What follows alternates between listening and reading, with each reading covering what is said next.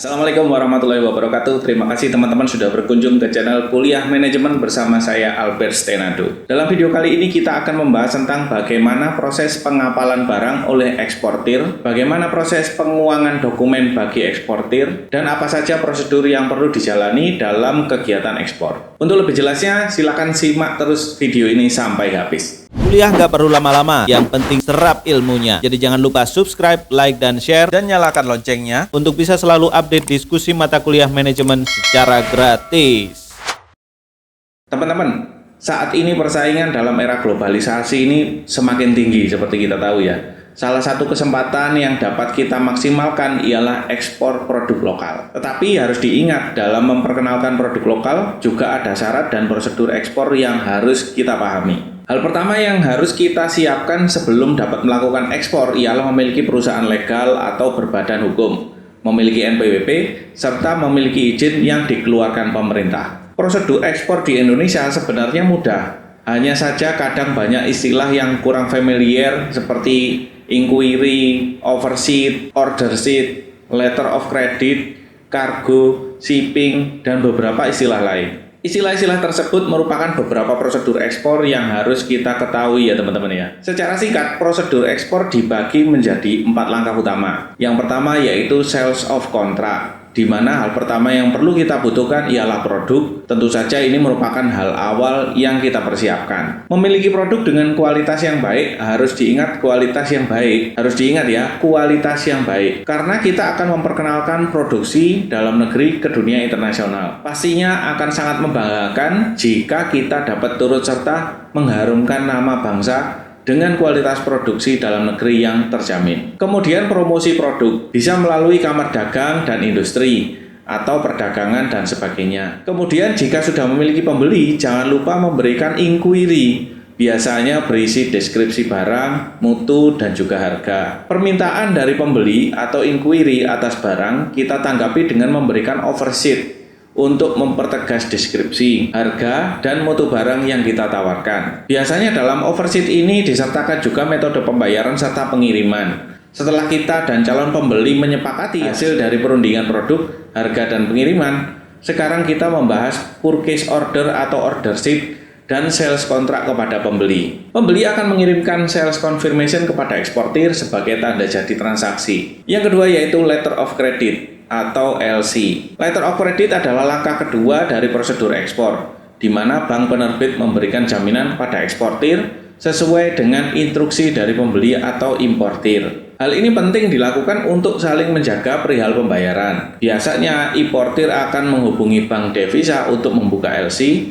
sebagai jaminan dana. Bank devisa ini akan menghubungkan eksportir dengan bank koresponden di negara eksportir untuk mengecek keabsahan dan penjamin dari bank devisa agar pembayaran aman dan proses jual beli memiliki pihak ketiga sebagai penjamin. Yang ketiga yaitu pengiriman barang. Setelah semua dokumen disepakati dan diperiksa keabsahannya, selanjutnya adalah pengiriman produk. Pengiriman produk pun harus sesuai dengan perjanjian awal kita dalam kontrak. Dikarenakan perdagangan dilakukan lintas negara, maka eksportir harus mengurus kewajiban pemberitahuan ekspor barang di pelabuhan muat kepada bea cukai serta pajak yang kita bayarkan melalui koresponden bank devisa. Kemudian teman-teman yang keempat yaitu pencairan dana. Produk sudah diterima importir setelah mendapatkan konfirmasi dari agen pengiriman barang. Sekarang kita ke bank koresponden atau perwakilan dari bank devisa untuk melakukan pencairan dana. Sebelum itu importir akan melakukan cek ulang pada produk kiriman dan disesuaikan dengan kontrak penjualan. Itulah tadi 4 tahapan prosedur ekspor, sama halnya dengan jual beli pada online shop lokal.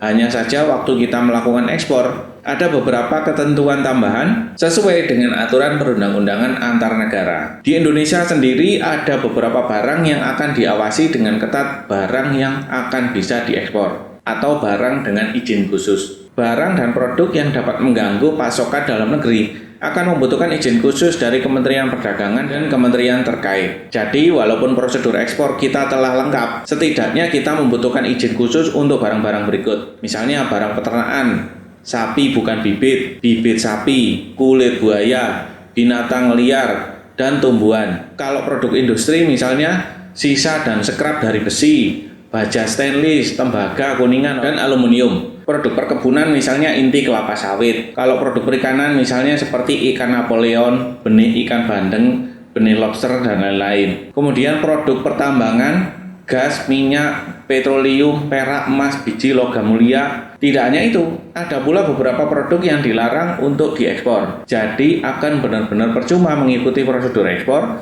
jika barang yang kita ekspor dilarang. Dan akan ada ancaman hukuman juga sesuai Undang-Undang Perdagangan.